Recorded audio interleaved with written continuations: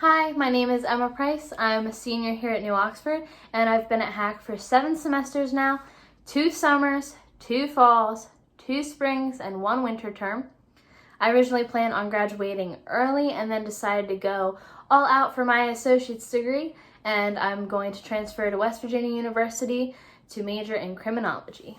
Hi, I'm Madison 6, and I'm a senior here at New Oxford. So I originally started the dual enrollment program the summer of 2018, which was my sophomore summer.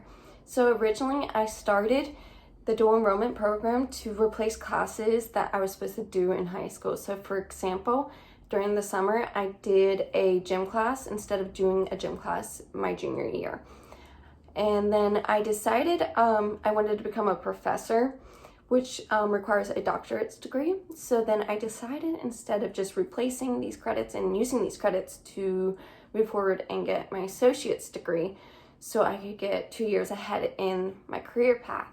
So I'm still deciding on what transfer school I'm gonna go to, but I do want to end up either double majoring in religious studies and history, or just doing one of the other. So I would just major in history, or I'll just major in religious studies. So yeah. So me and Maddie have a couple different pointers to share with you guys about dual enrollment. The first is to start with a purpose.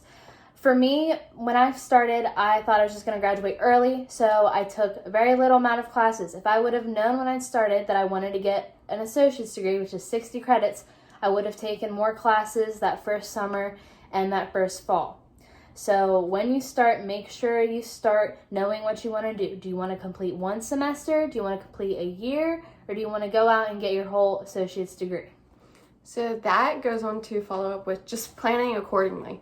So like she said, you want to make sure you know what you're doing, and so you can just plan each semester better. Whereas we screw that up.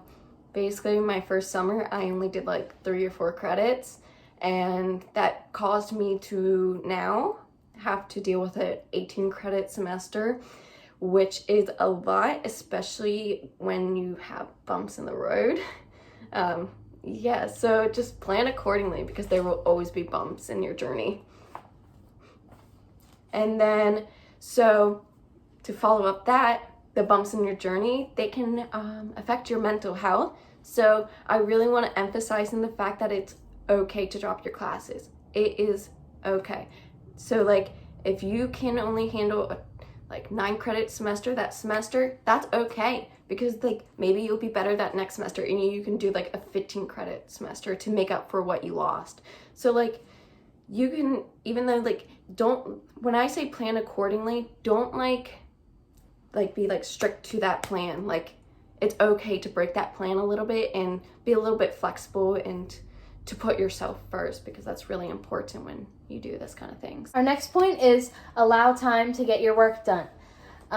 You're going to hear in college that each hour you're in class, you're going to need to spend 2 hours out of class. So for her, she's taking 18 hours worth of credit. So she's in class each week for 18 hours. Multiply that by 2, that's 36 hours she's supposed to study. Add that to the 18 you're already in class, plus any hours you might put in at a job. It's a lot.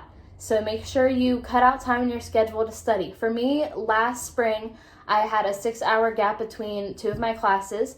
So I could have easily gone home, taken a nap, whatever, but I stayed on campus and I got all my work done for the week, which really helped me out and allowed me to be less stressed.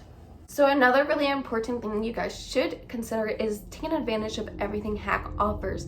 They offer things like the tutoring center, which is really helpful. I know it might be out of some people's comfort zone to go ask for help, but when you go to college, it's not like they're gonna come to you. If you're failing the course, that's on you. It's not like high school where they are kind of babying you. They're still preparing you for college, but they'll come to you and be like, hey, you have a test to do. You have this to do. You have these assignments. Whereas you look in your syllabus and you have to figure out when the tests are, when your assignments are due. It's not like the professors are going to constantly remind you. They might give you a reminder once or twice, but that's about it. And it's important to make sure that you know what is happening. And if you need help, you need to go ask for help from either the professor or ask someone at the tutoring center to help you, because no one's going to help you unless if you ask for it. Another important point to consider before dual enrollment is that everything, your whole timeline, has moved up. We started college classes when we were just turned 16, just got our license after our sophomore year of high school. So here we are, little babies, thrown into the mix with 18-year-olds, 25-year-olds, 40-year-olds, 60-year-olds taking classes. And it's scary. And you have to be prepared. You have to understand that you're going to need a car to get to classes. So that could be moved up. Also, figuring out where you're transferring to and getting all your classes lined up so they transfer smoothly to an institution. Like, it's all moved up. We had to apply before our classmates did, get accepted before our classmates did. Everything is just moved up, which it's not that bad, but it's important to keep in mind your goal. So I think it's important to thank Mr. Rodrigo, because he is the one who helped us approve our classes to make sure they would match up with our actual graduation requirements for just high school in general.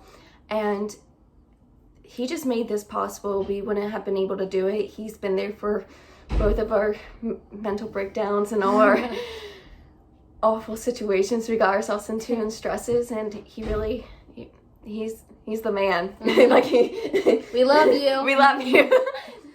And we just wanted to say we hope you found this helpful. And remember to not let anyone or anything get in the way of accomplishing your dreams. Bye.